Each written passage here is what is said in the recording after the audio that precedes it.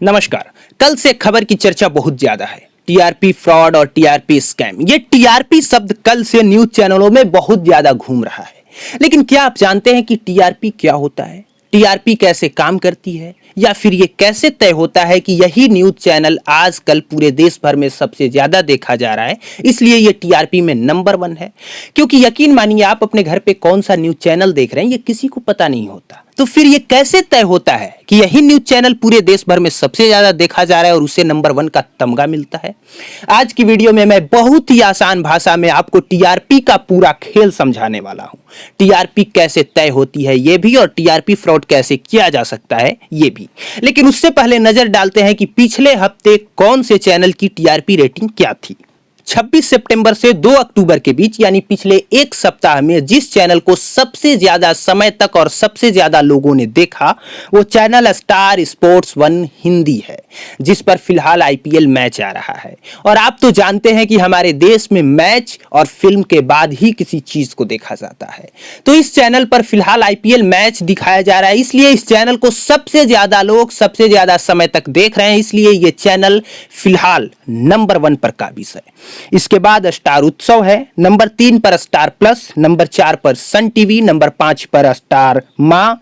इसके बाद जी अनमोल, सोनी पल, सोनी सब और दंगल। ये टॉप 10 के चैनल हैं जो पिछले एक सप्ताह से सबसे ज्यादा समय तक देखे जा रहे हैं। यही टीआरपी है, टेलीविजन रेटिंग पॉइंट, यानी किस चैनल को कितने समय तक देखा जा रहा है। लेकिन सवाल यह है कि यह कैसे तय होता है कि इसी चैनल को सबसे ज्यादा समय तक देखा गया। तो टीवी की टीआरपी बताने के लिए 2010 में बार्क नाम के एक संस्थान की शुरुआत हुई, जिसका काम होता है टीवी की टीआरपी बताना। तो इस टीआरपी को मापने के लिए पूरे देश भर में 44,000 बैरोमीटर लगाए गए हैं, जो आपके सेटअप बॉक्स से जुड़ा होता है। तो जब आप शुरू करते हैं कोई भी शो देखना, तो बैरोमीटर में एक ऑडियो फ्रीक्वेंसी होता है जो पकड़ता है कि कोई भी शो आपने कितने समय तक कितने देर तक देखा, जिससे पता चलता है कि इस एरिया में इस शो को इतने समय तक देखा जा रहा है। इसका मतलब ये कि इस एरिया में इसकी टीआरपी रेटिंग या इस चैनल की सबसे ज्यादा है। लेकिन दिलचस्प बात यह है कि पूरे देश की आबादी 125 करोड़ 135 करोड़ है, लेकिन जो बैरोमीटर लगाए गए हैं वो मात्र 44,000 है। अगर आप उसको जनसंख्या में देखिएगा कि कितने लोग, तो मात्र 1,80,000 लोग। सोचिए, 135 करोड़ की आबादी में सिर्फ 1,80,000 लोग तय करते हैं कि सबसे ज्यादा किस चैनल को देखा जा रहा होता है। अब मैं थोड़ा सा और अंदर आके इस चीज को समझाने की कोशिश करता हूं। जो बैरोमीटर लगाए गए होते हैं वो पता नहीं होता है किसी को कि वो बैरोमीटर कहां कहां किस किस जगह पे लगाए गए हैं। ये सिर्फ संस्थान को पता होता है कि हमने कहां लगाया है। जैसे मान लीजिए आपके गांव में एक बैरोमीटर लगा है, लेकिन वो किसके घर लगा है ये किसी को नहीं पता होता है। मान लीजिए आपके गांव में 10 टीवी हैं, लेकिन 10 टीवी के घरों की यहां बैरोमीटर नहीं लगे हैं। 10 में से सिर्फ एक घर है, सिर्फ एक टीवी है जिसके यहां बैरोमीटर लगा है। तो वो व्यक्ति क्या देखता है उसी के आधार पे तय होगा कि इस एरिया में सबसे ज्यादा ये चीज देखा जाता है। मान लीजिए आपके गांव में 10 टीवी हैं, 9 टीवी पे मैच देखा जाता है और जिसके यहां बैरोमीटर लगा है वो मैच देखता ही नहीं, वो फिल्म देख रहा है। तो इसका मतलब टीआरपी रेटिंग ये आएगी कि इस एरिया में सबसे ज्यादा फिल्म देखा जाता है। उसी तरह से 1,80,000 लोग क्या देख रहे हैं पूरे देश भर के विभिन्न विभिन्न जगहों से, वहीं से डिसाइड होता है कि कौन सा चैनल नंबर 1 है। तो एक चीज बहुत अच्छे से समझ जाइए कि आप चाहे कोई भी शो देखें, केबीसी देखें, कपिल शर्मा का शो देखें या फिर दुनिया जहान का कोई भी शो, कोई फर्क नहीं पड़ता है कंपनी पर। कंपनी पर फर्क सिर्फ वही पड़ता है जहां उसने बैरोमीटर लगाए हैं, और वो बैरोमीटर कहां लगा है ये किसी को पता नहीं होता है, सिर्फ बार्क नाम की कंपनी को पता है। और बार्क ने फिलहाल टीआरपी को मापने का जो जिम्मा है वो हंसा नाम की कंपनी को दिया हुआ है। और रिपब्लिक भारत पर यही आरोप लगा कि हंसा के कुछ अधिकारी रिपब्लिक भारत से मिल गए और उन्होंने बताया कि इस जगह बैरोमीटर लगा है। वहां पे रिपब्लिक भारत ने क्या किया कि उन लोगों को पैसे दिए कि आप ये 500 रुपए रखो महीने के, और यही चैनल यानी हमारा रिपब्लिक भारत चैनल लगा के छोड़ दो। जब तुम ऐसा करोगे और ज्यादा लोग ऐसे करेंगे 500 रुपए में वो सिर्फ हमारा चैनल देखना शुरू शुरू करेंगे तो हमारे चैनल की टीआरपी रेटिंग ज्यादा आएगी। भले ही पूरे देश भर में हमारा चैनल न देखा जा रहा हो, लेकिन जहां जहां बैरोमीटर लगा है, अगर वो लोग हमारा चैनल देखना शुरू कर दें या फिर लगा के ऐसे ही छोड़ दें तो ऐसे ही हमारा चैनल नंबर 1 पे पहुंच जाएगा। और यही आरोप है मुंबई पुलिस के कमिश्नर का। जैसे कि पिछले हफ्ते की सबसे ज्यादा टीआरपी रेटिंग न्यूज चैनल के मामले में रिपब्लिक भारत को गया, जो रिपब्लिक भारत नंबर 1 पे है, नंबर 2 पे आज तक, नंबर 3 पे TV9 भारतवर्ष, नंबर 4 पर इंडिया टीवी और नंबर 5 पर न्यूज 18 इंडिया है।